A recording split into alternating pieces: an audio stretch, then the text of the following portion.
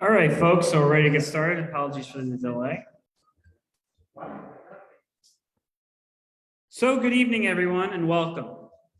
Tonight, I'm going to tell you the story of just a short line man, the story of George A. Clark. For those who don't know, Clark was president and general manager of a little railroad called the Rahway Valley for nearly 40 years. I've had a long fascination with the Rahway Valley, conducting countless hours of research, collecting hundreds of documents and photographs, and holding numerous interviews. All of that culminated in 2 books I wrote on the subject. At the outset of my research, my goal was to learn as much as I could about the railroad. What I didn't realize at the beginning was just how much I'd learn about this man in the process.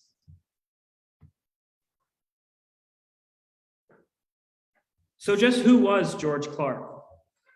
After nearly 10 years of research, reading this man's letters, interviewing people who knew him, and honestly, just getting to know him, I can say unequivocally that George Clark is perhaps the most complicated human being that I've ever encountered. He was crass, rude, sarcastic, sometimes profane, yet he was kind, generous, caring, and thoughtful. He was self-deprecating, self-conscious, and awkward. He was an unorthodox, unconventional, unapologetic, unfiltered, uneducated, and unrefined. He was an individualist, independent and self-reliant. He was a nonconformist, a loner, an outsider, and an eccentric. He was a workaholic, a railroader, and a businessman. He was intelligent, good with numbers, and could turn a phrase probably better than any politician or comedian that I've ever encountered. He loved kids, loved to help people, loved cigars, loved the West, and loved to hunt and fish. He was often a pushover, but would never be taken advantage of.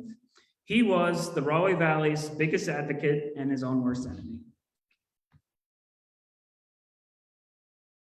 When asked to describe Clark, I often find that Bill Young's description of him when he wrote his eulogy to be the best I can come up with.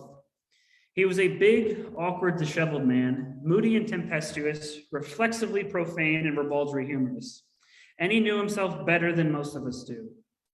He was all of these things, and in this presentation, I hope to explain to you why he was all of these things. I hope you get to know George Clark just as I have.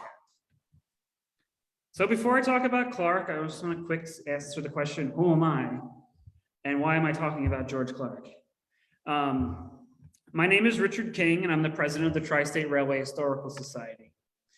For those that know me, it's no secret that I'm a big fan of the Rahway Valley Railroad, a little 11.8 mile long short line that operated in Union County, New Jersey, during most of the last century.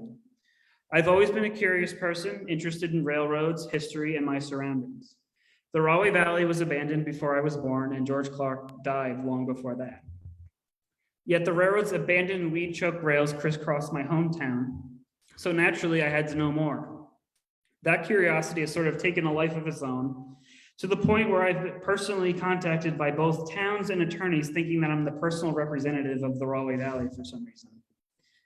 It has also resulted in my becoming involved with railroad preservation and being elected president of Tri-State this year. As a way to share my research about the Rahway Valley, I had started a Facebook group, which now boasts well more than what's listed here, more than 730 members. If you have any interest in the railroad already or after this presentation, I encourage you to join. It's a fun time. On there, I post pictures, document stories, research findings, and so on.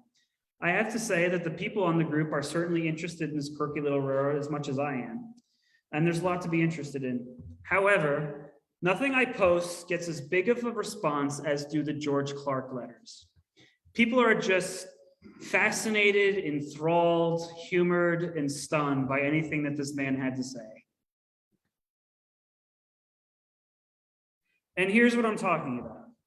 Here are just some of the responses to Clark's writings that I've posted. So with this presentation, I hope to share with you what these guys are talking about in all of these comments.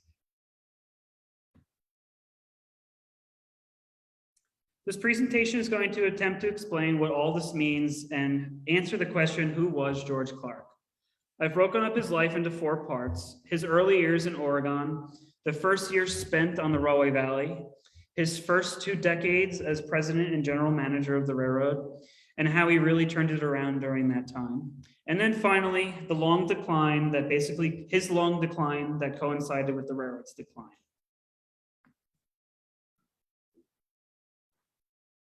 Clark said that he learned railroading from his daddy when he was in knee breeches.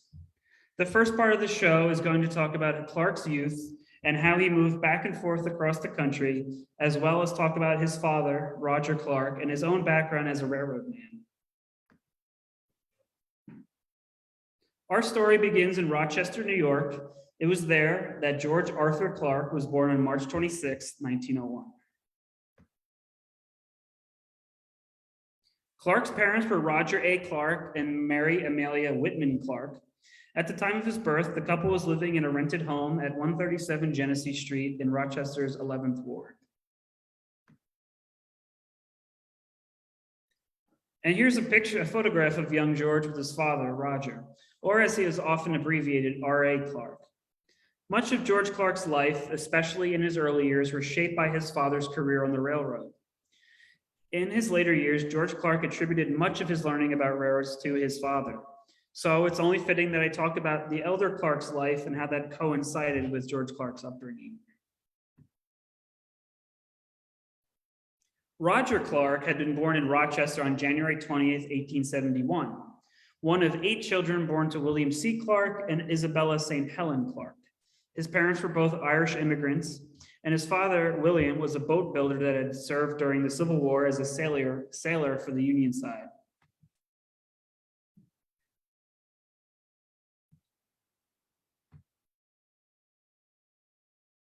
William Clark died in 1879, leaving his wife, Isabel, to raise their many young children. Roger was just 8 years old at the time of his father's death. While we don't know for certain, we can assume that the boys of the family would have dropped out of school at an early age to work and support the family, as was common at that time. Per family lore, one of Roger's elder brothers, either Robert or Willie Clark, went west to build railroads after their father's death. But by age 21, Roger Clark was living in Rochester and working for the railroad.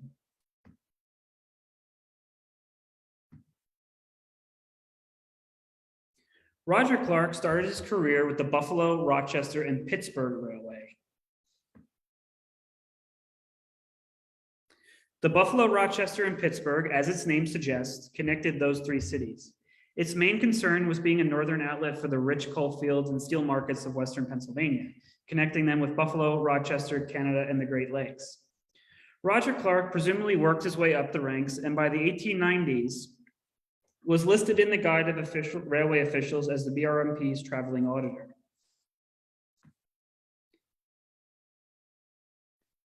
So, as the name of the position suggests, Roger Clark traveled the BRMP system to audit the various freight offices spread across the railroad. This involved hitching rides on both passenger and freight trains to get from station to station. Interestingly, as I found in this article, Roger Clark nearly died in 1897 after being thrown from a moving train he was attempting to board, which, if that happened, we wouldn't be here tonight for this presentation.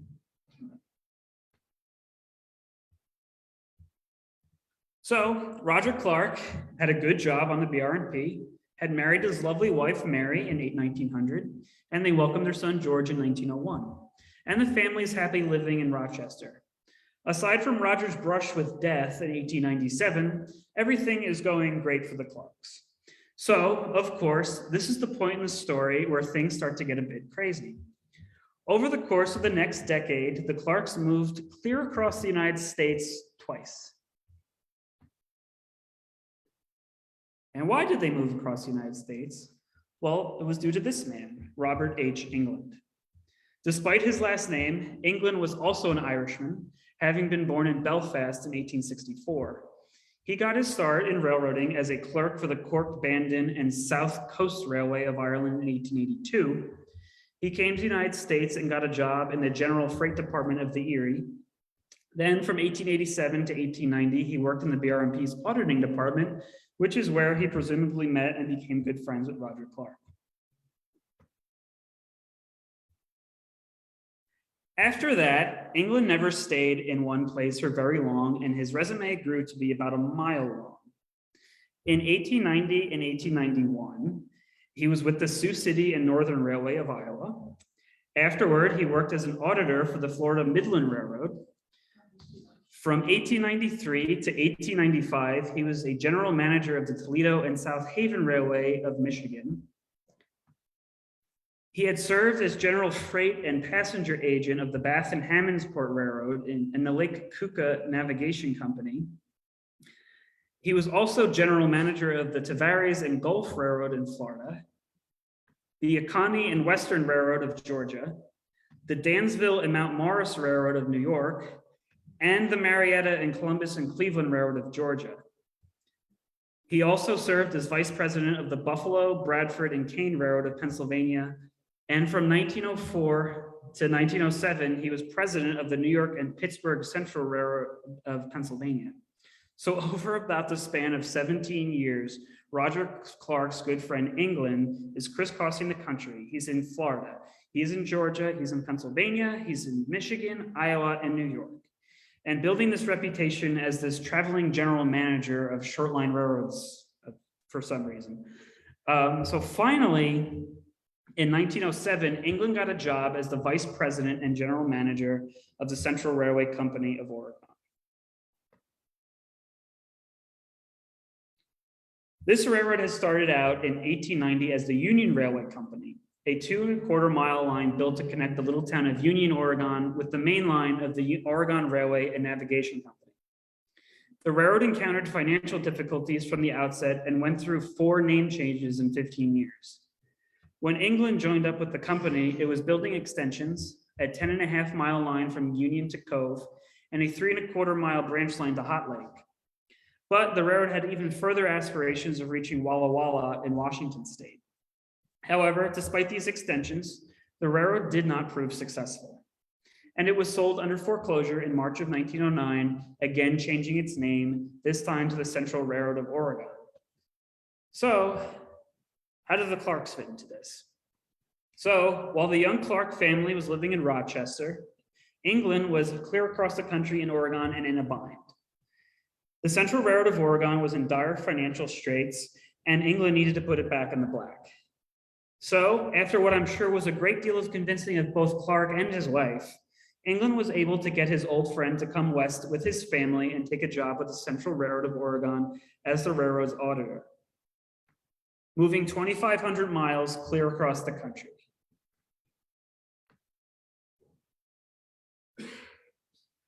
The Clarks moved to the scarcely settled area known as the Grand Ronde Valley in northeastern Oregon, surrounded on either side by the Blue Mountains. Despite its location along the fabled Oregon Trail, no settlers stopped or put roots down in the valley until 1861. So by the time the Clarks moved there, there had only been some 48 years of development. Compared to Rochester, a sprawling modern industrial city, Union, Oregon was primitive. The roads were dirt and the population was a scant 1,000 people. The Oregon Railway Navigation Company had bypassed the town in favor of a route through nearby La Grande. The town fathers built the little 2-mile Central Railroad of Oregon to get Union on a rail line, but not being on the main line seriously hindered the town's development.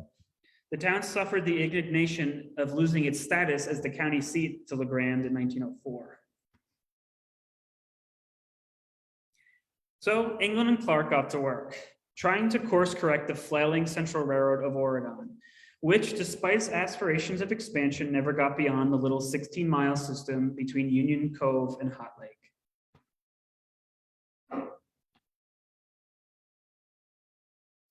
Here are England and Clark listed among the railroad's officers. And England's sister Ray England was working as assistant to the general manager. Nothing but nepotism. Get your friends and your sister, get them some nice jobs. The major industries of the valley were cattle ranching and logging. However, with the Oregon Railway Navigation Company operating a more substantial parallel line through the same valley, the Central Railroad was really having a rough time. The railroad remained impoverished and its amenities ancient. Its two second-hand locomotives were wood-fired.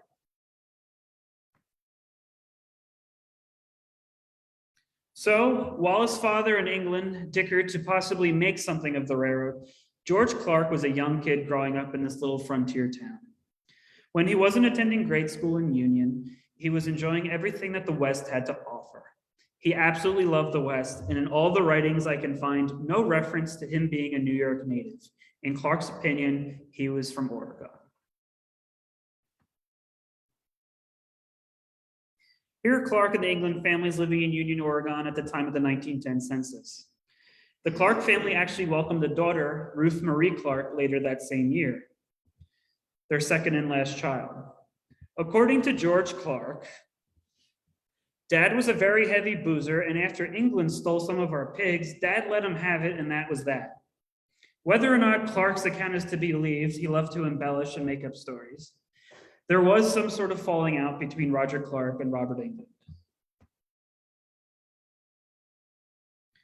Roger Clark packed up his young family and moved 200 miles further west across Oregon to Gresham, just outside of Portland. Roger Clark took a position with the Portland Railway Light and Power Company interurban line. While the family settled in Gresham, where George Clark attended high school, the elder Clark's position was as agent further west at the end of track in Bull Run. He later held the agent's position in Boring, Oregon. George Clark attended high school in Gresham for a while, but dropped out in his sophomore year. In later years, he claimed to have departed academia in favor of working as a lumberjack. He even asserted to a New York Evening News reporter that he had a stint as a sheep herder. However, the real story is that in 1917, he dropped out of school to go work as a tie inspector for the Oregon-Washington Railroad and Navigation Company in Portland. In 1919, George Clark got what he called his very first railroad job with his father at Bull Run. The fishing game of the Western state was plentiful at this time, and Clark was an avid outdoorsman, both a prolific hunter and fisherman. As a young kid, he enjoyed the trout and salmon on the Bull Run and Sandy Rivers. He later recounted of those years, "I took pretty good care of the general office in Portland as superintendent Fields and auditor Grilly received daily shipments. Whether or not all of these salmon were caught legitimately, I really do not care to recall. But as I understand it, a couple of fish and game wardens rested much easier after I was gone." Meanwhile, Robert H. England, our old friend, never made a success at the Central Railroad of Oregon. In 1913, he left the railroad and took a job as general manager of the Kanawha and West Virginia Railroad, a coal railroad with offices in Charleston, West Virginia. However, by 1919, England had again left that railroad and been hired by the Rahway Valley Railroad in New Jersey as secretary and general manager, and again found himself in a jam. The Rahway Valley had been founded in 1904 by Louis Keller to acquire the flailing New Orange Fort Junction Railroad and extended to Summit, New Jersey. The railroad had been developed or had been incorporated to help develop the city of New Orange, meant to be a model industrial city. However, both the town and the railroad, backed by a syndicate of Elmira, New York businessmen, flopped. Keller partnered with the men, hoping to pull the town out of the ashes in hopes to possibly make something out of it. The town was renamed Kenilworth, and extending the railroad was seen as a catalyst for its development. An extension north to Summit would connect the railroad with the Delaware, Lackawanna, and Western Railroad and supplement connections already made with the C&J at Aldine and the Lehigh Valley at Roosevelt Park on the southern end. However, Louis Keller's real main ambition in extending the railroad was to provide exemplary passenger service to his Baltusrol Golf Club in Springfield, New Jersey. The railroad reached Summit in 1906, but was denied a connection with the Lackawanna. Passenger service was provided to Baltusrol, but proved unprofitable. Industrial development, spurred by World War I, brought a great boon to the railroad for a brief period. By 1919, however, the railroad was worn out and flat broke. Keller owned the railroad but knew nothing about how to make it turn a profit. The railroad's board of directors was stuffed with his cronies. After the railroad sunk into a deep pool of red ink after the war, Keller fired the railroad's general manager and hired our friend, Robert H. England, in hopes of turning things around. Yet, England soon found the Rahway Valley's financial problems were beyond his understanding. So, once again, he called upon his friend, Roger A. Clark. Evidently, they must have made amends. Roger Clark was working as agent at Boring, Oregon, when England called upon him. In May 1919, he took a 3-month leave of absence to go east to work as special auditor for the Rahway Valley Railroad. While his father was away, George Clark held down the agent's position at Boring. There were times that he found the job, well, boring. Responsibility did not weigh heavily on him then, and in later years, he admitted that he would occasionally close the office and go fishing when he was supposed to be out collecting checks from shippers. Clark's father returned that summer and took a job at the Interurbans Depot in Gresham for a while after he returned.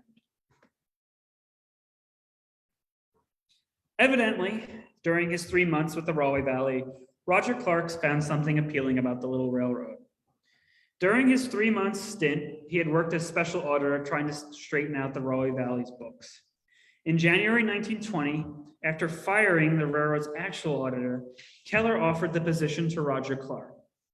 Once again, he packed up his family and moved clear across the country, this time to New Jersey. This picture was taken during the Clark's family's travels east to go to work on the Rahway Valley. Pictured are George, Roger, Mary, and their daughter Ruth at the Costin Ostrich Farm in South Pasadena, California.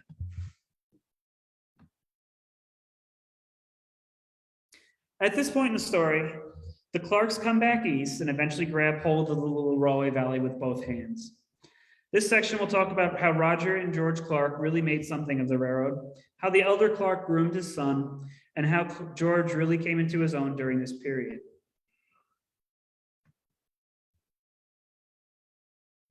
The Rahway Valley ran through the towns of Roselle Park, Union, Springfield, Summit, and Maplewood in northern New Jersey. For anyone familiar with the area today, it's a densely populated suburban area with an incredible amount of vehicular traffic. Today, about 145,000 people live in these towns.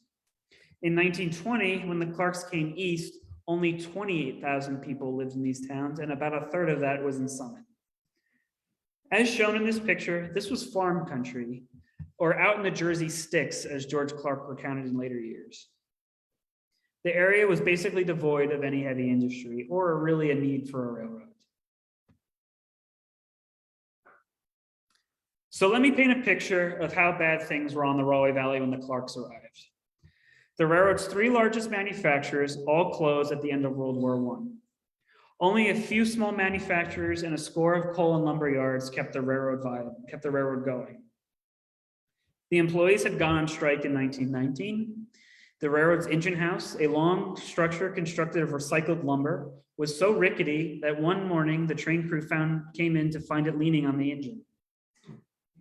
There was only one good locomotive on the property, and the year 1920 proved to be the worst in the railroad's history.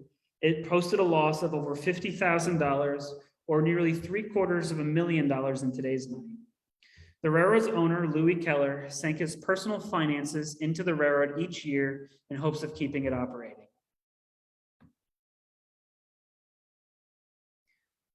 So the Clarks came east, so Roger Clark could take a job as an auditor with the Rahway Valley. The family settled in yet another union, this time in New Jersey, and rented a house on Chestnut Street for a time, as shown in this excerpt from the 1920 census. Meanwhile, while the Clark is settling into his new job, the railroad's general manager, Robert England, was still trying to make a go of it. He had tried to induce industry to locate in the area without much success. The railroad's passenger trains had been so decrepit that the railroad was barred by the state from offering the service in June of 1919. England tried to convert a couple Kelly Springfield road buses to reinstitute the passenger service, but the buses never worked right and the service wasn't successful, and represented just a lot of wasted effort and satirical articles appearing in the press. It wasn't until June 10th, 1920, that Roger Clark was able to convince Louis Keller to hire his son. George Clark got a job as agent at Springfield. The depot was located at the foot of a long, steep grade to summit. George Clark, an ardent prankster, would grease the rails outside his post. The locomotive's drivers would slip, and the train crew, having lost all traction, would be obliged to back up and take a second crack at the hill, all to Clark's amusement. Finally, that October, Keller gave England the hook. Years later, George Clark referred to Robert England, and these are his words, as the world's greatest short-line wrecker. He went on to say, again, these are his words, England knew just about as much about railroading as I know about breeding blue whales. Absolutely nothing. He was way up in the Masons, and this, coupled with a great line of bullshit, evidently helped a great deal, as he never made a success of any railroad he was with. Don't hold back, George. Roger Clark soon found himself vying for the spot of general manager with Gilbert Van Doren, the C&J's E-Port shop superintendent. However, the elder Clark endeared himself to Louis Keller and eventually arranged to get the job for himself. So 2 years go by, and the railroad is still going through an incredibly terrible period. At one point in 1922, service on the railroad was down to just 3 days per week.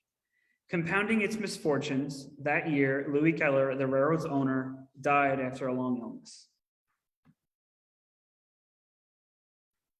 Keller put all of his assets, including his majority holdings of the railroad and all of the railroad's debt that he held, into a rather convoluted estate. I won't bore you with all those details of the estate, but all you need to know is that Keller's nephew, Charles Keller Beekman, was made trustee of the estate. So basically made in charge of the railroad. Beekman was an attorney and had made his own fortune as a very shrewd businessman. When Beekman came into the picture, he purged the railroad of all of his uncle's old cronies and installed his own people, all attorneys at his own firm, as directors and officers of the railroad. Quickly, all these attorneys turned to the Clarks for an answer. Beekman basically demanded that the railroad turn a profit so that it could start paying down its debts to the estate. Roger Clark was a more than willing participant to take on the challenge. In 1923, after some success, Roger Clark was made president of the railroad, and he turned to his son to help him run the line. Roger Clark was really good on the books, but turned to his son on operating matters. George Clark had been made general freight agent in November of 1920, and his office moved to the old Kenilworth Depot alongside his father. His young angst was soon quelled, and his father trained him on the books and dragged him to American Shortline Railroad meetings. He used to state that his father would make me go. In 1925, he took over from his father as auditor, and in 1928 was made vice president. Years later, George Clark, that they didn't even have enough money to make payroll when they started, and George himself would go down to Trenton to get on his knees to beg the taxman for a break.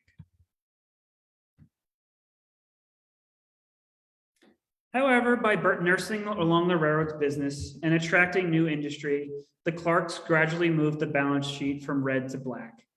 Roger Clark proudly reported net profits to the board of directors in 1926, 27, 28, and 29, the first time since World War I. Meanwhile, George Clark matured and settled down. On March 17th, 1927, he married Muriel Alberta Wynn of Roselle Park, New Jersey, a Brooklyn native and 8 years his junior. The couple eventually had 3 children, Shirley, Robert, and Carol.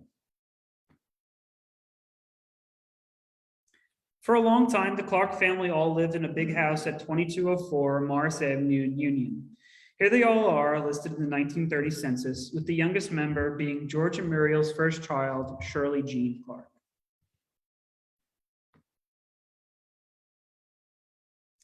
So everything is looking up for the little Rahway Valley when the economy completely tanked in October of 1929 with the stock market crash and marking the start of the Great Depression.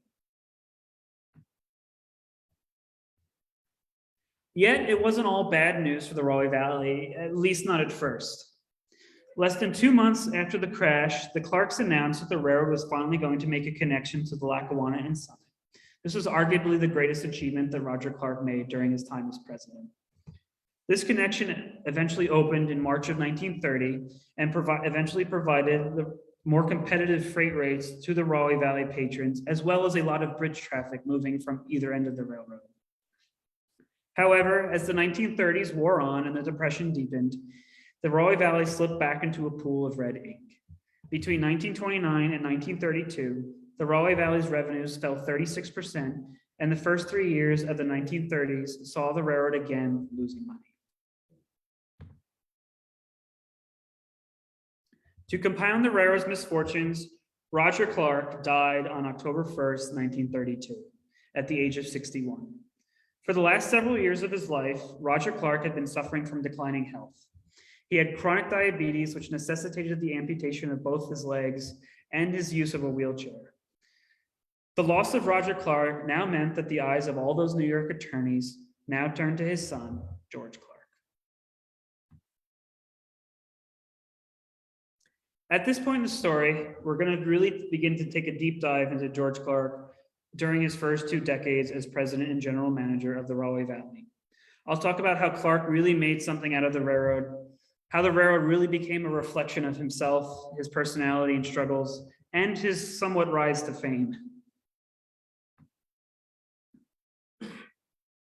So here we are, it's 1932. The country's in the depths of the worst depression in its history, and the Rahway Valley's prospects are in the toilet. Clark's father died, and Beekman turned to the 31-year-old George to turn things around. The railroad showed a loss in 1932, and Beekman absolutely insisted that the railroad must show a profit in 1933, Clark's first full year at the helm. Clark managed to eke out a small profit in 1933, which was the worst year of the Great Depression. He said later that this was only accomplished by sacrificing on maintenance, and he said that their people learned this to their sorrow. The railroad dipped back into the red in 1934 and 1935. However, Clark managed to pull the railroad into the black in 1936. After that, the railroad was in the black every year of his time as president and general manager. Clark, for being a man of little education, he'd actually tell you as much, was a very adept businessman. He not only cared for all of the railroad's reporting and accounting, he also cultivated the railroad's relationships with its numerous customers and was able to attract new industries to the Rahway Valley. Many of the railroad's patrons considered it to be Clark's railroad, despite his only ever owning 1 share of its stock. During the 1930s, Clark attracted a laundry machine manufacturer, a tool and die works, a plastics company, a concrete pipe plant, and several steel concerns to the railroad. He said, "We don't look for big industry. Instead of a few big fellows, we have dozens of little ones. In slow times, the big ones shut down and everything stops. If you have a little fellows, some of them are sure to keep on." World War II came, and the business on the Rahway Valley boomed. Companies along the Rahway Valley became busy with wartime contracts. Some of them made air raid warning sirens, army knives, aviation windshields, and castings for guns and shells. New plants, including Westfield Sheet Metal, Allied Steel, and National Tool, located along the railroad. George Clark helped to do his part during the war years. The Rahway Valley participated in scrap drives, donating a discarded bridge and scrapping one of its locomotives for the war effort. Paper drives were held at the railroad consignees with truckloads of paper being loaded into boxcars. During the wartime gas shortage, George Clark got an idea. He bought a velocipede, picture here, though that's not George Clark sitting on it, with the idea of riding it to work from his home in Union. However, crossing Route 29, which is now the infamous Route 22 in Union, and climbing Tin Kettle Hill proved to be too arduous even for him. I can't imagine riding that across Route 22.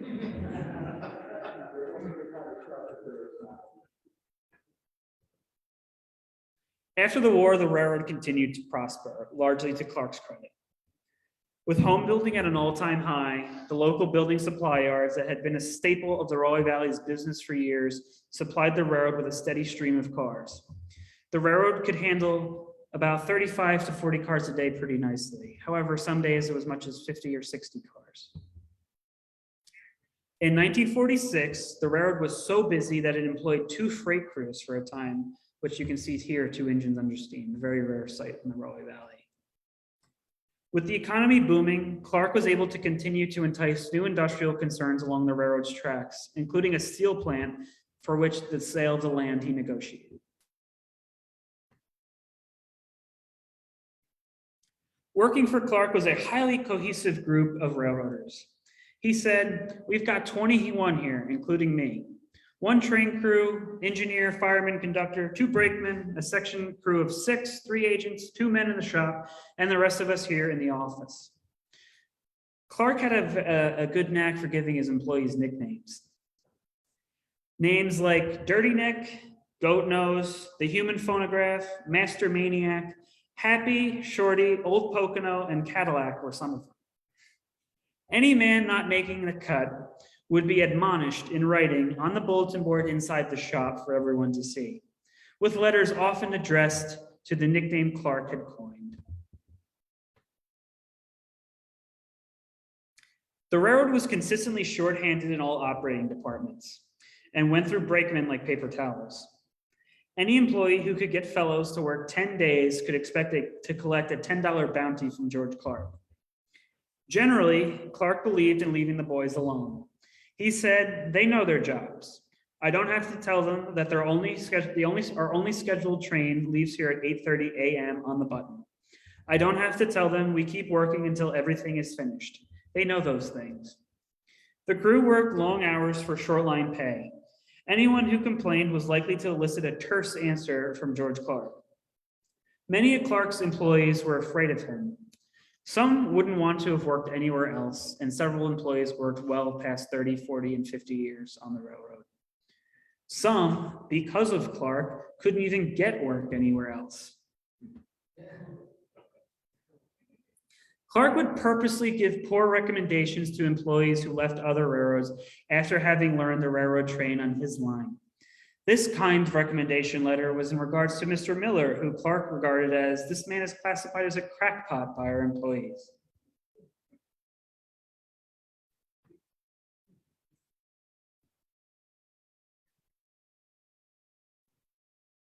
Clark was never afraid to lend a hand to the boys in a pinch. He once jokingly remarked to the railroad's vice president, one of those attorneys in New York, that "I will be forced to have you demoted to president," which represents just about the greatest punishment that could possibly be handed out to a feller. He wore work clothes to the offices because otherwise, he said, "I never dress up because if I did, nobody would recognize me." He wore lumberjack shirts and corduroy pants, usually supported by a pair of red suspenders. In December 1947, during a great blizzard, Clark helped run the plow locomotive and helped shovel out the freight engine when it derailed and became stranded and buried at Aldine. He remarked, "I wasn't back here sitting until the snow began to melt in February." This is a picture from that blizzard. Clark managed the railroad with firmness and frugality, which very much attributed to his success. He once wrote to his employees, "Business continues to be so bad that it's absolutely necessary for us to pinch pennies in order to secure full value." Yet, Clark's generosity remained steadfast despite the railroad's tight purse strings. He often donated to the local volunteer fire departments, the USO, and the Boy Scouts of America. He once treated the Scouts to a ride in the caboose, which if you look really closely, you'll see in the caboose there in this picture. In 1948, when Carl Neese, the railroad's longtime master mechanic, retired, Clark arranged to have his salary continued through the end of the year in deference to his long years of service to the company. Clark was distinctly extravagant during Christmas time. His sign of appreciation to any man or woman was a donation to their stomach. And he lavished his employees with numerous gifts over the years, including hams, bacon, chocolates, and steaks. He'd also annually purchased sweaters from White Stag for the boys and a new set of coveralls for the railroad's engineer. Contrarily, Clark flat out refused to accept any gift from any employee, period. He wrote in a notice tacked on the bulletin board inside the engine house that he would accept no Christmas gift from any employee or any group of employees. Despite his stern reluctance, the boys provided Clark with a box of cigars every year.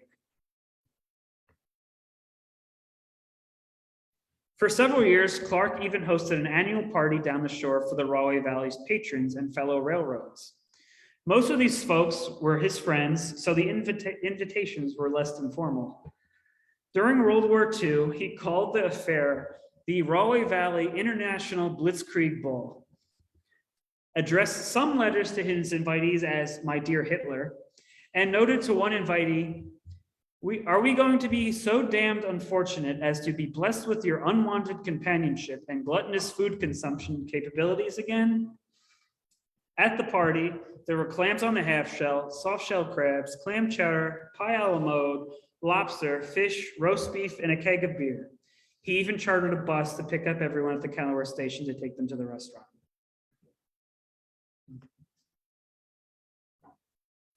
Speaking of Clark's generosity, kids and rail fans alike wrote to Clark constantly, asking for rides, memorabilia, and even one letter asked for space to establish a model railroad club.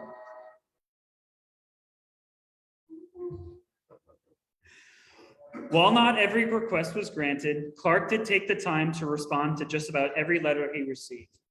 Coincidentally, this letter was written by a 7-year-old boy in 1948 named Tommy Cox. I posted this letter on my Facebook group, and Tommy Cox responded, thanking me so much for posting the letter. He remembered writing the letter to George Clark and going down to Kenilworth to take pictures of the engines with Clark's permission.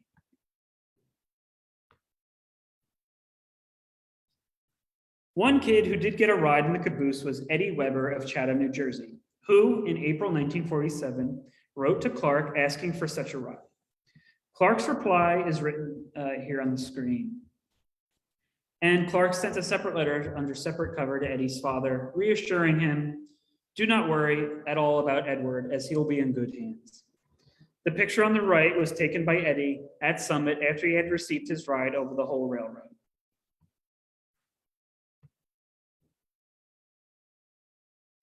It seems that kids were always welcome at the railroad. Children of the employees and their friends frequented the railroad often. John Neese and his son and his friends, Norm Kelting and Bill Young, were always hanging around, taking pictures, riding the locomotives, and walking on the tracks. That's Norm Kelting and John Neese in the cab of number 12 at Kenilworth in the 1940s. Carl Conover, pictured on the pilot of number 13 there on the right, lived near the tracks and Liberty Avenue crossing and used to ride the locomotive pilot and flag the crossings for the crew. Carl Conover later worked for the Rahway Valley while George Clark was still president, and later went on to work for the Black River and Western Railroad.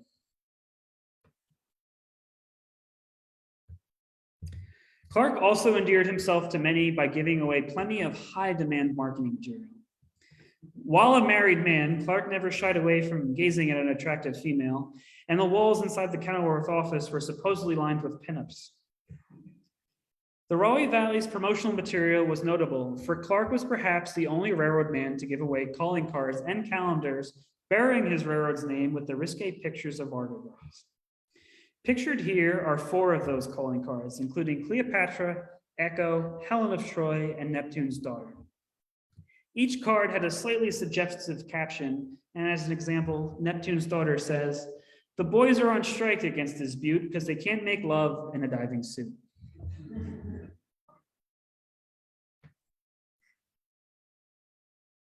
Annually, Clark commissioned a run of pretty girl calendars to give away to customers, employees, and friends of the railroad. The calendars became so popular that Clark had trouble keeping them in stock. He sent out hundreds of these things every single year, all over the country, to railroads, railfans, companies, banks, and even the United States military.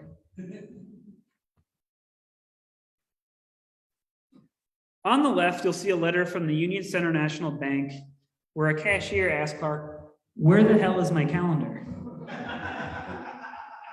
Clark responded, "Who in the hell do you think you are? As we are not permitted to make any distribution to shysters and subordinates holding a title lower than spittoon cleaner, which leaves you out in the cold, my questionable friend." Others would request large quantities of calendars, and the usual reply, which Clark penned here on this note, "Being a damn hog, the answer is no."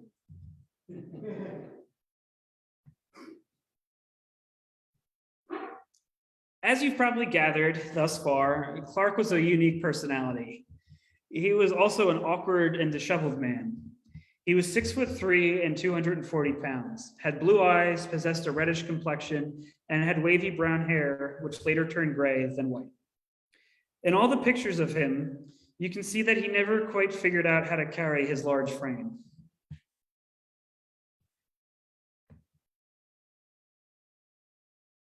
Despite his awkwardness, recipients of Clark's correspondence often found him to have an unparalleled grasp of the English language.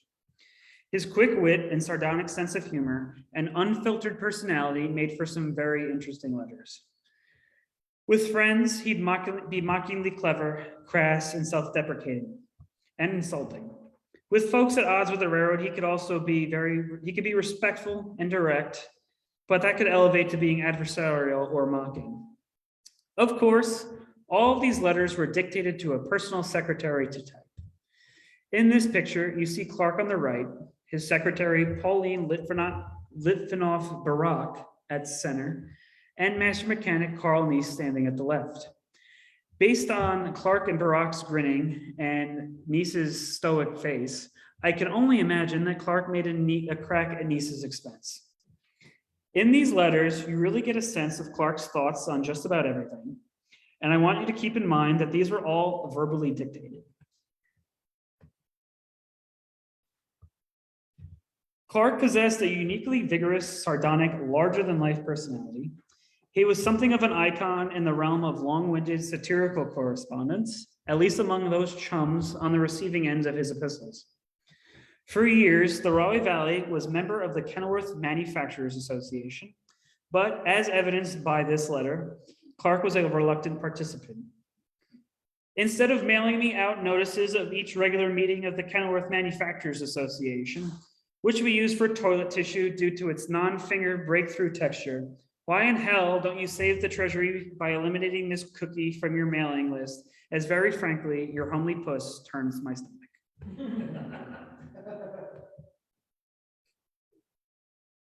Clark was a very opinionated fellow. His feelings on lawyers in particular were very pronounced. Clark was always dealing with attorneys, especially when someone brought litigation against the railroad for a grade crossing accident. The recipient of this letter, the railroad's litigation attorney, Norbert T. Burke, actually became a pretty good friend of Clark's, and they enjoyed trading jabs at each other, as evidenced by this. Commenting on the relationship, Clark once said, "We really enjoy insulting each other, and the boomerang will be coming back this way very shortly." If the shoe should fit, chum, wear it. Clark enjoyed a friendly relationship with many of the railroads of his neighboring railroads. In 1950, he was exchanging correspondence with a colleague at the Lackawanna about stone shipments. Clark had a very simple goal in his more sarcastic literary creations. He said once about his writing, "Very frankly, I have high hopes of building up such a charge in your system that through the medium of inspiration that you will blow out a fuse, thereby causing a short circuit in simplified divisions."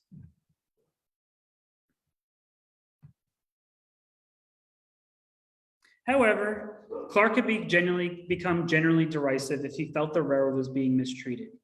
In the 1950s, the railroad was having a lot of trouble with flooding being caused by clogged drainage at the neighboring Beth David Cemetery, located behind the office.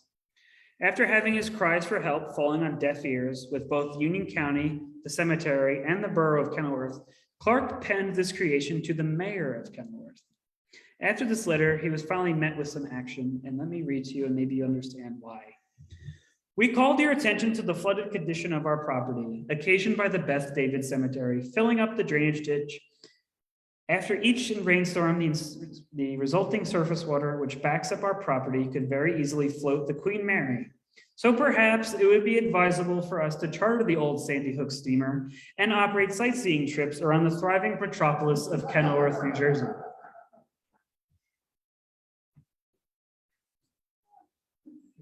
Likewise, Clark could show similar feelings of contempt when being constantly bombarded by solicitations for donations.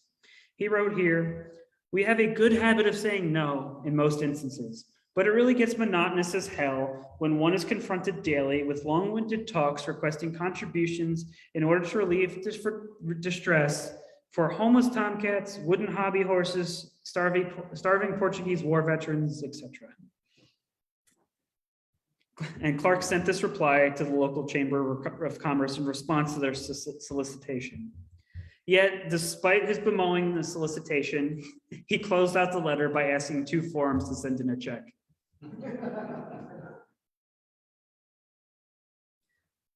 Clark's knack to turn a phrase made him a wanted man for speeches.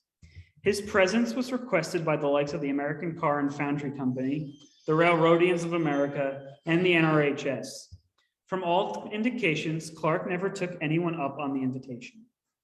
His own awkwardness and self-consciousness probably precluded him from public speaking, but his replies were always worthy of being framed. My answer to Mr. Richardson of the American Car and Foundry Company will have to be in the negative, as I am not at all versed in after-dinner speaking. In addition, I am very allergic to ripe tomatoes, as they splatter and create such a mess when his fellow is hit dead center.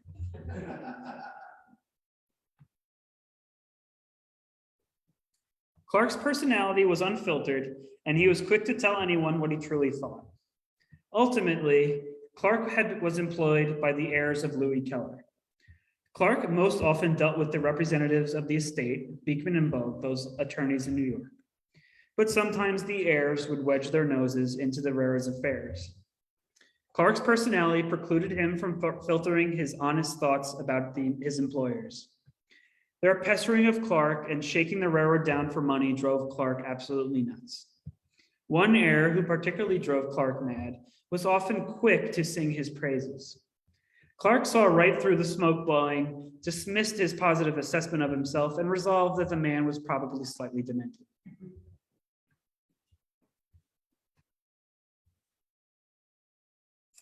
Adorning the top of all this correspondence was this whimsical cartoon, declaring that the Rahway Valley was just a short line, and it was Clark that added it to the letterhead. This cartoon stood in sharp contrast to the often sarcastic content located beneath. I will remind you that all of these letters started as verbal dictation to Clark's secretary, which over the years included Pauline Barak, Valeria Carter, Marguerite Egbert, Lillian Rambo, Eleanor Johnston, Mary Raganese, Margaret Roseball, Joan Shupp, and Margaret Monticello. After reading these letters, I think we should all pay homage to these women for their service.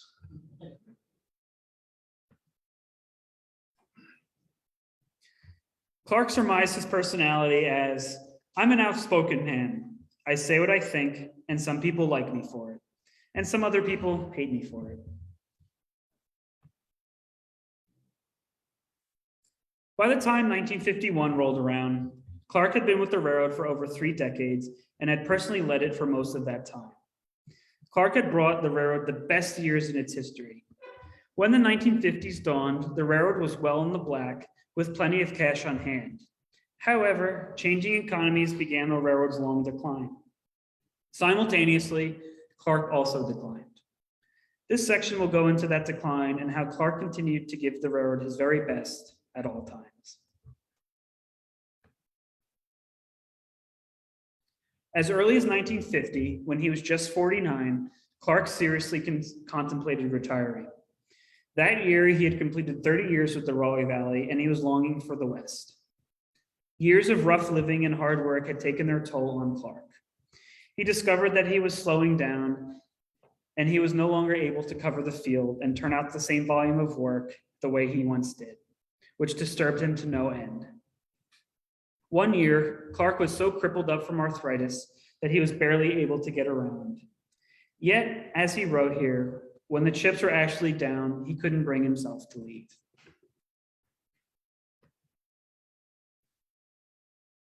Beyond his love of the railroad and his unwillingness to let go, Clark felt he had to stick it out for his son. Robert Clark, or Bob as he preferred to be called, was a handsome, timid kid who once remarked that he thought that his dad was a tad bit eccentric. It was the elder Clark's sincere wish to make a real railroad man out of him in order to make up for his dad, who has more or less been a complete washout due to lack of education. Clark's words. Clark resolved that his son must work his way up from the very bottom, and in the summer of 1947, at the age of 17, he started working for the Rahway Valley as a track laborer.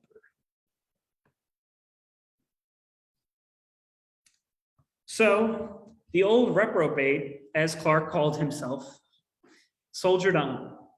In the late 1940s and into the 50s, the Rahway Valley was having all sorts of trouble keeping its steam locomotives in repairs, which stressed Clark out to no end.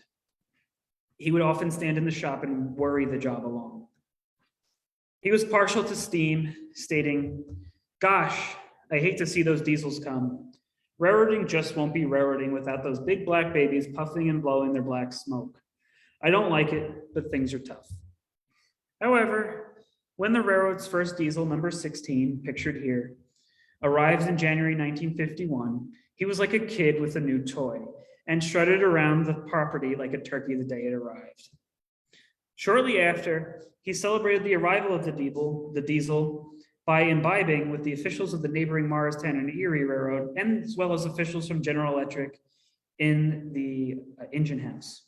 There were lots of cases of wine left over for months. The Rahway Valley continued to boom amid the post-war prosperity. However, despite the Rahway Valley's revenues reaching an all-time high in 1956, Clark never permitted himself to revel in his success. He saw storm clouds on the horizon. Homes and businesses began switching to oil to fire their furnaces. The loss of coal traffic, which had made up the majority of the Rahway Valley's business for years, began to decline.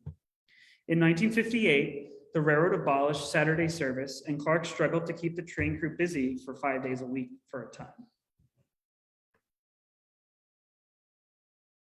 Likewise, the Rahway Valley's payroll began to contract. By the early 1960s, the payroll was down to just a dozen. As office staff either retired or left, Clark opted to not replace them and take on more of the responsibility himself. Clark took on the added workload with some level of annoyance, but resigned himself to the fact that the railroad could only be profitable if it kept its payroll small. Being the boss, he didn't want to put upon anyone else the added burden.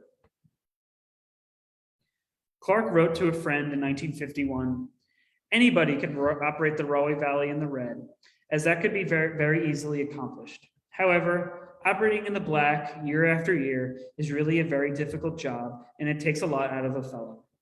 Since my father's death in 1932, we have been nothing but a one-horse railroad, and this is probably one of the main reasons for the little success which we have enjoyed, as our rather small pasture lot does not produce sufficient fodder to support many horses.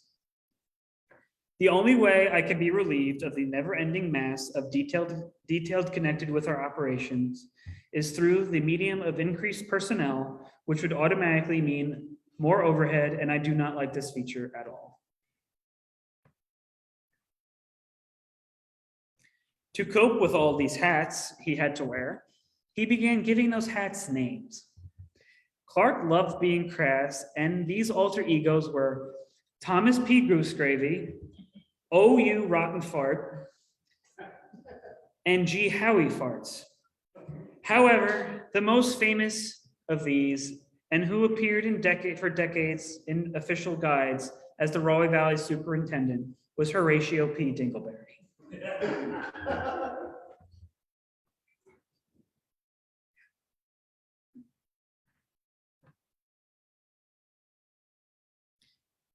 In Union, the opening of Rahway Avenue in the late 1950s permitted the development of the last bits of land available in the area to industry. This offset some of the loss of coal, but the patronage of the small industries served by the railroad was falling away to the trucks, slowly year by year.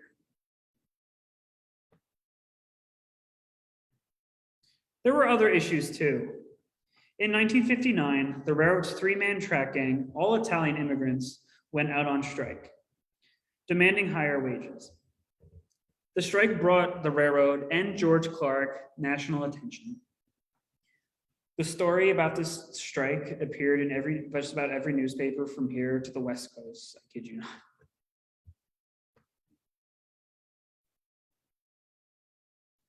Clark sort of reveled in the attention that he got from this. News outlets from across the country descended upon Kansas, including a reporter from Wichita. They soon discovered that the railroad's president and general manager was at least as colorful as the little railroad itself. Clark posed for this picture that appeared in the New York Times. He said, "I am not at all worried about this.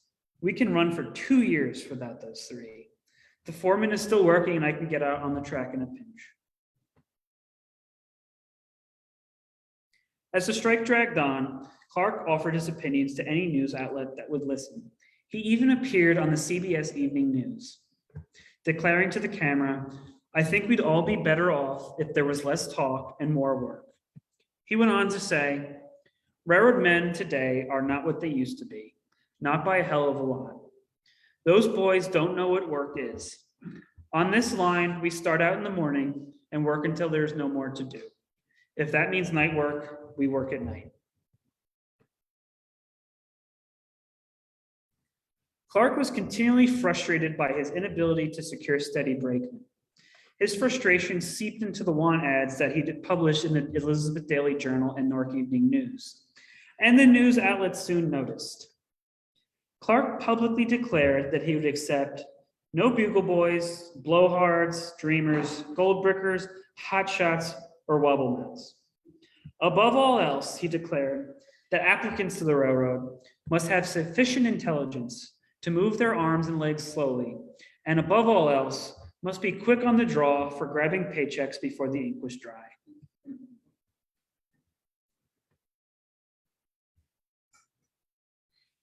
He once told a hiree, "If you work 2 days and quit, I will kick you in the ass." And that sentiment often spilled over into the Rahway Valley's payroll book. Clark penned this note in the payroll ledger about one terminated employee. "A real bullshit thrower and windbag with ball-bearing mouth action. Lasted exactly 2 days and out for keeps. No goddamn good."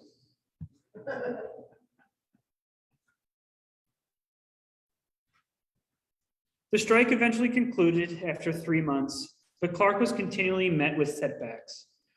Declining freight traffic, poor employees, competition from truckers, and his own personal struggles conspired to make Clark more curmudgeonly in his later years.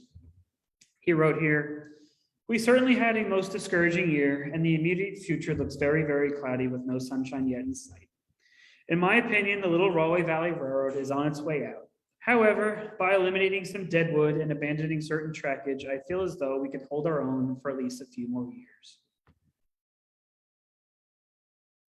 Finally, all the stress of his workload caught up with him.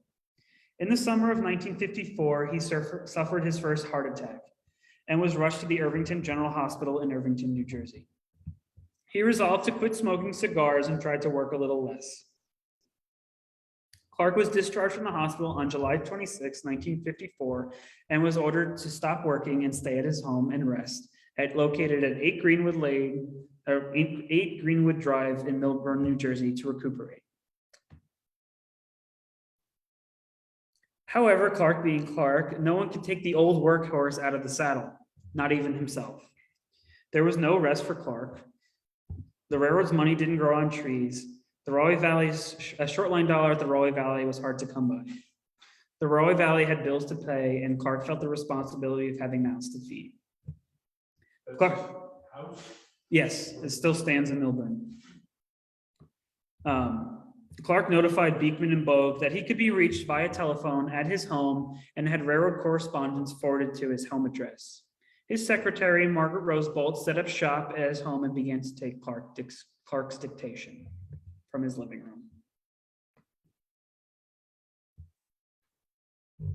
As the railroad declined, and despite his ailments, Clark absorbed more and more of the workload as the payroll shrank. Even though the Rahway Valley Railroad was doing less business, things became more and more complicated in the realm of paperwork and reporting. He would work 12 and 16-hour days.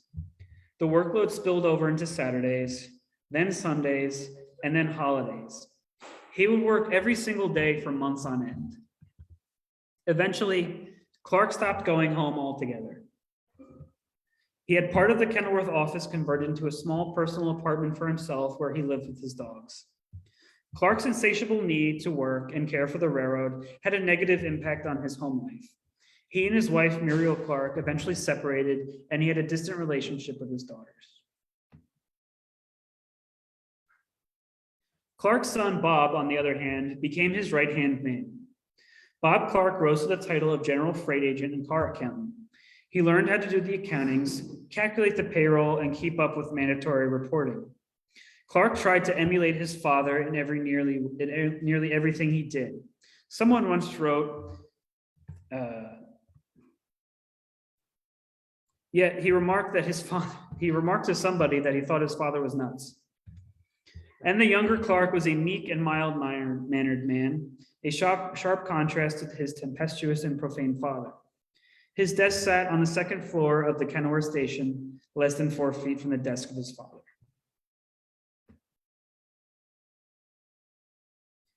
The Kenilworth station was Clark's home. A reporter once described the interior of the station as this: a pine-paneled office occupied by Clark and his stenographer, containing a large desk, a few easy chairs, a couch occupied by a couple of nondescript dogs, and a refrigerator with open cartons of dog food on top, and a 2-ring electric range with jars of instant coffee on a shelf underneath. The dogs at the railroad usually outnumbered the employees. The dogs could usually be found outside in their enclosed pen alongside the station, which you can see here. Only dogs that Clark favored were allowed inside the station, one of which was a dog named Klondike, which Clark had nicknamed Hot Nuts for always humping the other dogs.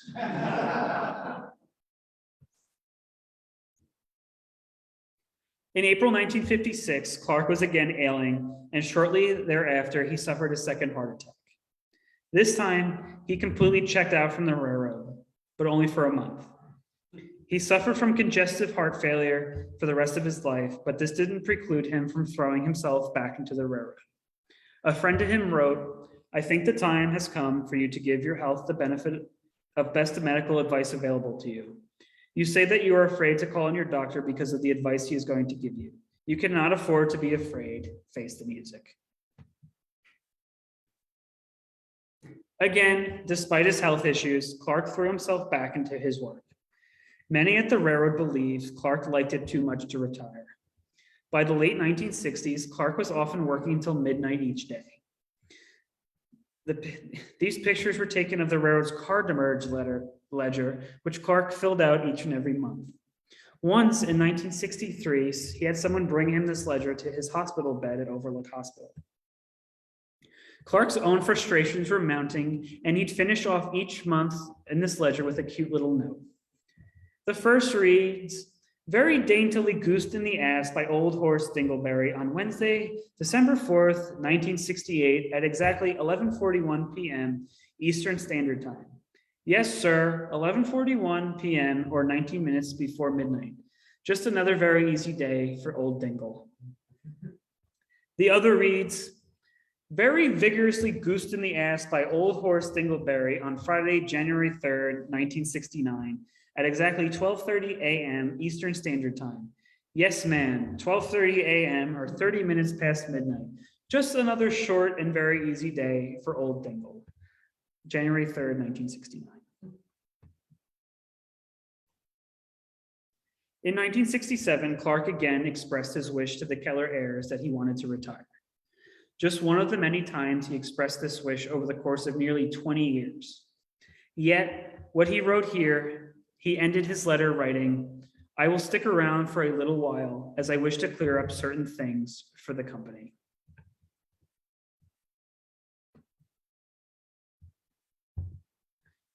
George Clark held a deep interest in two old American passions, the railroad and the West, where he grew up. George Clark had been back a few times on visits and talked for years of giving up railroading and returning to the high country. As his health failed, this was denied him, but retirement was something he thought about with increasing contemplation. Yet, on Monday, April 7th, 1969, Clark was on the job in his office, ready to begin another week's work. That morning, Clark suffered a severe heart attack and he died with his boots on in the Kenilworth station at 68 years old.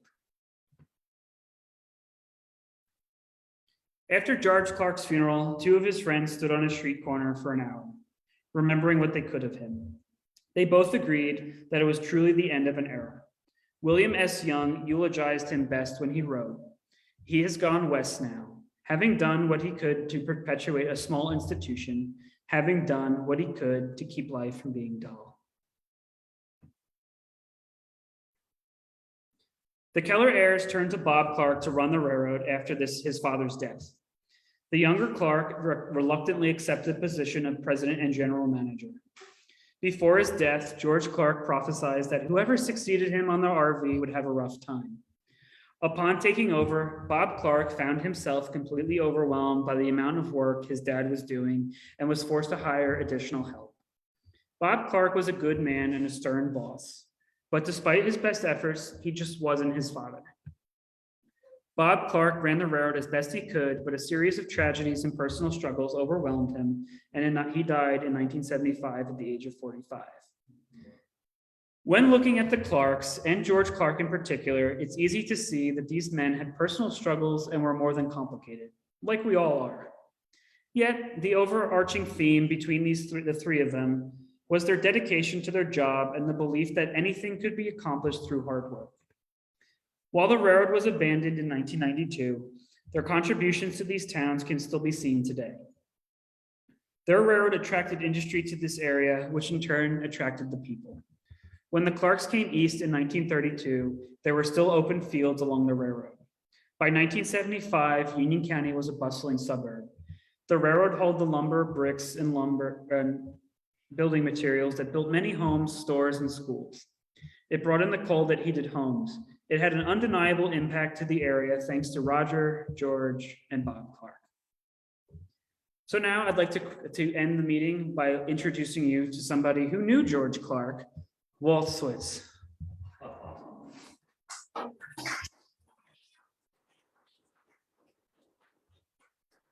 So if you give me the benefit of introducing you. So Walt got his very first railroad job in February of 1966 as a brakeman on the Rahway Valley, answering one of those crazy ads that you saw. So I don't know if you want to say a few words about what you thought of George Clark or your experience on the railroad. I could do that. Well, Richie pretty much sums it up in what he said. The man was, as was said, somewhat vulgar, but in my time of underemployment, he was more like a father figure, really, because he never abused me. He never abused his other employees. If he had something to say, he'd say it. And the only time he would use profanity is very mild profanity, considering what's used today. But one time, he was aggravated about something that happened, a derailment or something. And the next morning we came to work, and just outside the freight office, the agent's office, there was a letter posted as if on a bulletin board. And in some of I can't remember the exact wordage, but it was more or less describing how the train crew was negligent and described personalities in a way that I can't even repeat because his language was so unique. He had a master of what he wanted to say, And you wouldn't expect it looking at him, because when I went to try to get the job, I knocked on the office door, and the door opens, and here's George Clark, as you saw him, in work clothes. And I asked, can I see the boss? And he said, the boss isn't here. I'm the janitor. What do you want? So I told him. He says, I think that job's been filled. So I'm sorry, but there's no other work available. And closed the door. And then several weeks later, I saw another ad in the paper similar to the one that was shown. And I went back, and that's when I realized the man I talked to wasn't the janitor, he was the boss. And he was a little more receptive because the person he had hired lasted a couple of weeks and left. So he figured, well, here's this kid. All right, he says, I see you wear glasses, but you have a driver's license. You can drive, right? He says, yeah. He says, okay. He says, well, I guess you're healthy enough to work on a railroad. So you can drive, you can see well enough that you got a license. How old are you? I was 19 at the time. He says, I guess you're in pretty good shape. You graduated high school and all of that. So we'll give you a shot. So he gave me the shot, and all he expected from anybody was a good day's work. He didn't like people who whined that there's too much work. I'm so tired. He didn't want to put up with any of that stuff. He expected everybody just do your job and leave me alone because I got enough work to do. He kept people on like the freight agent at Union,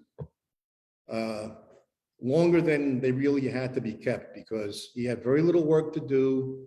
Most of the days he sat around in his office. He did go out and checked a few cars that were spotted at Industries, and he never pressed the guy to retire. He knew he's going to retire when he wants to. He's getting close, leave him alone. And sure enough, eventually he retired. He tried to do that work combined with kennel work. So more or less the union job got abolished. The work that was there went to Kenilworth. And it was a little overwhelming then for even George and his son. So he hired another agent called Charlie Hunter to fill in. At first as a part-time basis, and I think eventually he became a full-time job. But I never realized all the time I was there exactly how much work George Clark did. And I never realized how intelligent he was in regarding the paperwork, the finances, and the governmental reports and all that had to be filed, that he apparently handled himself. So he was a dynamo, and he never let on that this was too much work for him. It was just like, it's part of the job. I'm going to do it. I'll do the best I can. I got to keep the company running. So he was fine in that respect. He was an animal lover. He took care of those dogs, and there were more dogs than there were employees. So, because when I was there were 11 employees and there were 15 dogs. And they didn't treat the employees any better than trespassers. You walk up to the engine house when you got in the morning, and the dogs would come out in a pack, and they'd get within 5 or 6 feet of you, and they're all barking and barking and barking, and like, what the heck? I've been here for 6 months. Don't they know me by now?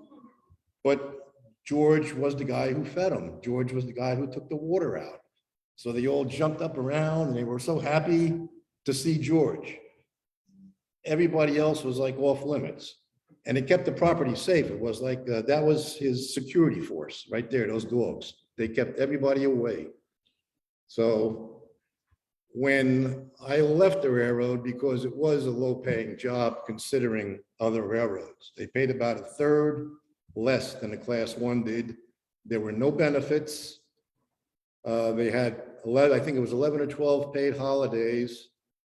And we had no hospitalization or insurance plan at all, or any kind of stuff that normally was expected when you went to get a good job. And I was ready to get engaged, and I figured, man, if I get married, I need more money, I need more security. So I looked around, and I says, well, I'm just gonna have to quit and hopefully find a job on a larger railroad. So when I told him, he said, well, I hate to see you go, but thanks for your work. And I says, well, I'd like a service letter if I can get one. So he said, oh, okay, I'll have one ready for you. Well, he did give me a service letter. And I appreciated that. And when I went to the Jersey Central, when I applied to them, I presented the service letter, and the employment officer looked at it, and he said, George Clark gave you this letter? He says, yeah. He says, wait a minute. And he walked over to other employees in the office, and they're all looking like, wow, wow. Well, it turns out that George Clark never gave a recommendation to anybody prior to me. So I was kind of exceptional. And I guess he just felt that the kid worked out, and he was honest with me, and he gave me that. But I already talked to one, I worked with a C&J conductor, Bobby Heft, who some of you may know. And he fired for the Rahway Valley back in the 50s. And when he quit, George gave him a horrible recommendation. So, and then I've heard other people, he would either give no recommendation at all, or as you saw on the one screen, he would belittle them into, don't hire this guy. So, as he said, he was straightforward, he was honest, he was hardworking, he was one of a kind, and I think the generational gaps between people. Today, they look at this and they say, I wouldn't work there. You were crazy. You know, man, you'd have to pay me more. You'd have to treat me better. You'd have to provide me with safe space so I could cry. And it's like, none of that happened then. It's just come in, do your work, and think of the company. That's the other thing he always expressed. We would work, when I started there, we worked anywhere from 10 to 16 hours. And I never worked in a straight 8-hour day from February to July. July was the first month that I worked just a straight 8-hour day, because business at that time was dropping and it was a holiday weekend and things were closed. But otherwise, every day, 5 days a week, there'd be enough work to consume 10 to 12 hours at least. And George Clark's philosophy was serve the customer, give the customer the service they expect. He says, we got to make money, and that's the only way we're going to do it. And I'd rather see you guys out there waiting for a customer to finish a car. Even if I have to pay you overtime, I'd rather pay you guys overtime than pay per diem to the class ones because I didn't get a car out a day sooner. And that's the way he was. Overtime was expected because of the amount of work, and he didn't care about that. Do the work, serve the customer, and respect the customer. Don't give them any BS, don't sass them, don't argue with them, whatever they want, give them what they want. And that was kind of a short line credo that's even still current today. Short lines today really have a lot of the same ideas as George Clark did, but they are nowhere near the character that George Clark was. So all I can say is he was one of a kind, and I don't know if you'll ever see anybody like him again, but I do consider working for him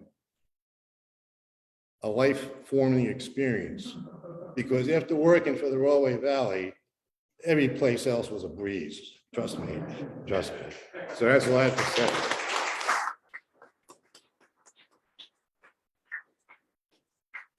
Thank you, Walt. So if anyone has any questions, Mike, I don't know if you want to moderate the Zoom, if anyone has any questions there. I'm happy to answer any. I'm sure Walt's happy to answer any. Yeah. So the Rahway Valley right away, the mainline property is still intact technically from Aldine to Summit. Tracks missing in some pieces. Some of it was rebuilt back in the early 2000s. But the main line's mostly all there. A lot of the branch lines were cut back. The Lehigh Valley connection, the Monsanto branch were all cut back and paved over. And the Maplewood branch was cut back to Morris Avenue. And bridges are gone. Yes. Any other questions? Yes. Maybe a question for Walt. What was it like crossing Route 22? It was pretty hectic. You had to stop, open up a box, and there were switches inside. And you flick the switch, those little flashes started to work, and you try to wait until the traffic was light, or lighter. And then you went out with a flag, a big 3-foot square flag, and the lights were going, the horn was blowing, traffic was screeching to a halt, and you made your way across the first 2 lanes. And then you got to the other side. It was normally a little easier on the other side because they already were aware, hey, there's a train coming. But they were still trying to beat it. And when you got to the other side, you had to get off, you had to open that box, you had to flip the switch to kill the lights. So the rest of your train was actually not protected by lights anymore, it was just being there. Now, occasionally on the westbound side, around rush hour, a state trooper would pull into Foley Machinery, which was there, into their driveway, and he would turn around because he knew that he saw the train there. And when you activated the lights and started to flag down the traffic, if a driver swerved around the flagman to pass him, the trooper put his lights on and took right after him. So, you know, that was it. Otherwise, it was really a hairy experience, especially in the dark. You know, and you always hear tires screeching, you know. And I can't recall ever actually experiencing someone colliding with someone, but there were a lot of near misses. Put it that way. Any other questions? Yes, Bill. Being a rail guy or a track guy, something I noticed that probably nobody else did. The joints, the joint bars and the track bolts, they were coated with a heavy oil. Mhm. And they'll do that, they used to do that to keep the bolts so they could tighten them up and to help the joint give it longer life. Something that's not very common. Some railroads did make a plan of they had oiling machines that actually went the whole line and oiled the joints. Just from the outside, you have to be very careful you can get it on the head of the rail because you would mess it up. Any other questions? Yes, Brian. Were any of the steam locomotives saved? From the Rahway Valley, yes. Rahway Valley 15 is up at Steamtown. It was purchased by Nelson Blount in 59 from George Clark, and that's a whole nother set of correspondence. Does it run? No, hasn't run since 73. Yes, Mike. Our audience at home, can you please tell us about the interchange operations? Probably a whole other presentation, but Yeah, I would refer them to my 2020 presentation about the interchanges. Unless, Walt, do you want to give a summary? Oh, It maybe come up here and speak into the. okay. Yeah, generally the way the operation worked is you went to work in the morning, you started the few things that may have been local, gathered your cars, went down and did some more work. By the time you were done with that, it was usually about 2 hours or so. You went into the office of kennel work, got your paperwork, and found out what you had to do beyond that point. Then you went normally to the CNJ first. They normally had the heaviest interchange and they had it assembled for you first. So you went there, pulled that interchange, came back to where the line split to go to the Lehigh Valley. you might have sorted out some cars from the central to put them away. And then you left the rest of the train there and went to the Lehigh Valley. Now, the Lehigh showed up anywhere between 11 a.m. and 2 p.m. So most of the days we were there, they weren't there yet, so we took lunch there. And when the Valley came, you got what cars they dropped off for you. Sometimes you switched in the Valley Yard to set things up. Other than that, you went down to where you left the C&J cars, switched out everything together and went on your way. Now, once you got done with the work in Kenilworth and you traveled over Route 22 into Union, then you did more switching and some local work, and then you got cars and stuff ready to go towards Summit. So you went Springfield, work at Springfield, work up the line, anything to do between Springfield and Summit you took care of. And then you got the Lackawanna Yard in Summit, pulled your stuff in and set it off, ran down, got the paperwork transferred, and grabbed your train.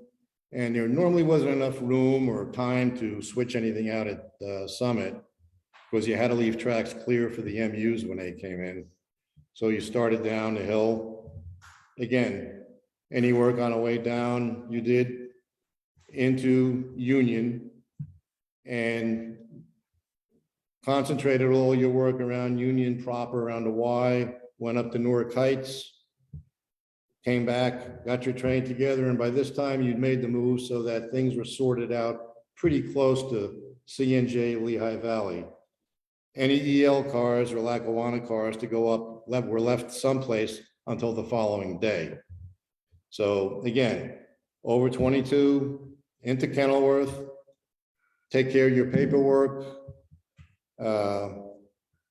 leave Kenilworth, go past around the Garden State Parkway overpass just before the split.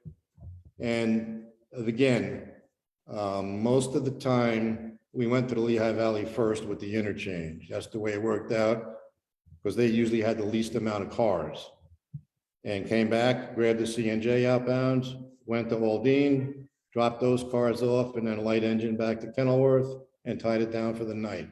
So it was a pretty basic routine, which naturally differed because day to day, you never know what's going to pop up on you and how you're going to have to change things. Instead of doing this first, we'll do that first. So that was one of the challenges of being out there on a local freight.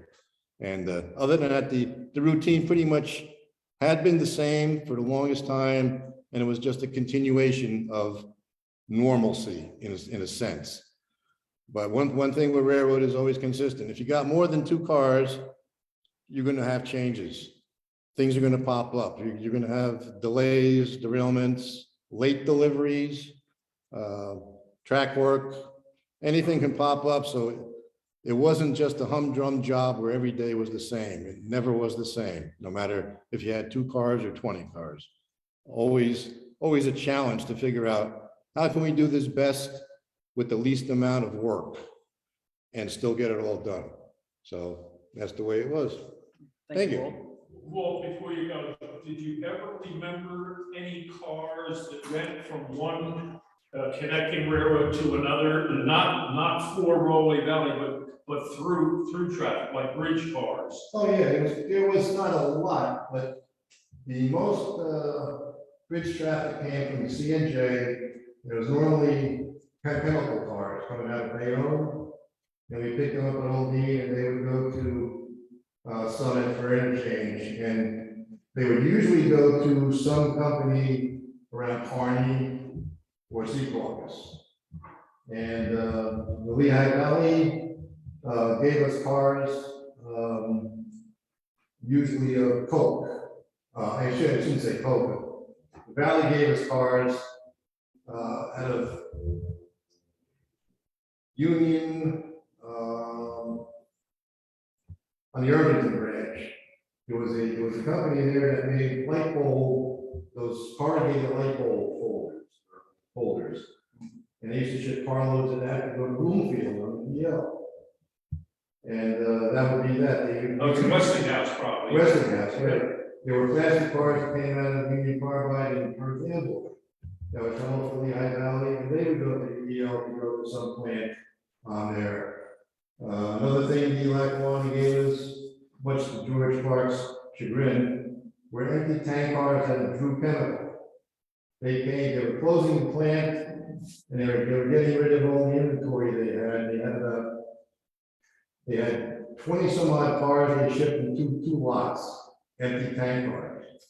And they took them down in 2 blocks over a period of about 2 weeks. So that was like the biggest train from Summit was about 10 tank cars from Duluth going to somewhere else to be clean. Is that when George Clark nearly broke the stamp? Yeah, George Clark hated that because the way it worked, the railroad had to pay the tank car companies X number of cents per mile empty, because usually what happens is you got the load going one way where you got revenue, and then you would move the tank car empty the other way, so you contribute a few cents because you were using their car. But if you didn't get the load and you just got the empty, well, then it was a minus sum. You were paying for something that you didn't have advantage of. So he had a date stamp, and he would stamp the wheels to go to interchange with date and time, and he was slamming the date stamp down so hard in his tank car wheels, it just was broke, the stamp. So that was it, and the Thank you. other thing, Lackawanna gave us cars of Coke. From Copper's Cove. Yeah, from Copper's Coke, and it was one size of Coke that went to the Valley, and that went to US Chip in Park. And the other bigger Coke went to C&J, and that went to our holding company in Dunella. And then we also used to get scrap tin from somewhere on the EL in gondolas. It was like when he punched like cans out of a sheet of metal, you get the scrap. And that went to M&T Chemical in Elizabethport, where they detinned it. So that's about the majority of it. Couple of times I think we got scrap paper to go to US Chip from Lackawanna down. But if you got 3 or 4 cars a week of overhead traffic, that was kind of a lot. It wasn't as much as I would have hoped for. So that's about it. Thank you. You're welcome. Any other questions, either from here or on Zoom? Anything on Zoom, Mike? Ah, well, thank you. All right, cool. Well, thank you, folks. I hope you all enjoyed the presentation. And a round of applause for Walt for attending.